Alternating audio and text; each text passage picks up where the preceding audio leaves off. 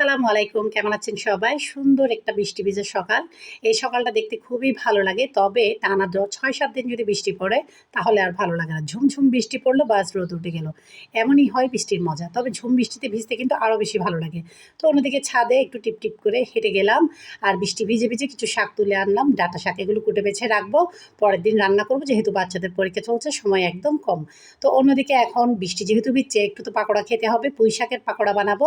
একটু আলু আর মুসুর ডাল ভিজা দিয়ে এগুলোকে পাকোড়াগুলো বানাবো। সস দিয়ে খেতে খুবই মজা, একদম মচমচা হয়। আমার বাচ্চারা তো খুবই পছন্দ করে। তো আমার ভিডিও যদি ভালো লাগে ছোট্ট একটা লাইক দিয়ে ফুল ভিডিও চাইলে আমার চ্যানেলে দেখে আসতে পারেন। তো এইদিকে হচ্ছে আমার নাতি, এই তো কুটুস নাতি, হাতে নিলে আদরের সোহাগে একদম ঘুমিয়ে পড়ে।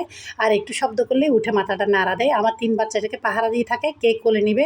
অন্যদিকে আয়াত কিন্তু রাগ করে ফেলেছে একটু কোলে নিয়ে একটু আদর করার জন্য। ওদের ভিতরে কিন্তু পালা চলতে থাকে, ৩ বাপ হলে যা হয় আর কি। কেউ চাচা হতে রাজি না, কেউ জ্যাঠা হতে রাজি না। সবাই কিন্তু পাখির বাচ্চাদের বাবাই হয়ে গেল। আর আমি হয়ে গেলাম দাদি। কেমন মজা বলেন তো? তো আপনাদের কার ঘরে কেমন মজার কী চলছে চাইলে কমেন্ট করে জানাতে পারেন। আর হ্যাঁ, অবশ্যই ফুল ভিডিও দেখে আসতে পারেন। ফুল ভিডিও কিন্তু ডিটেইলে দেওয়া আছে।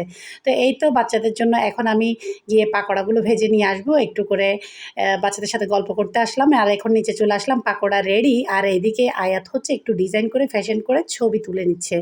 আর ছোট বাচ্চা থাকলে ঘরে যাই হয় আর কি। আজকের ভিডিও এতটুকু। সবাই ভালো থাকবেন। আল্লাহ হাফেজ।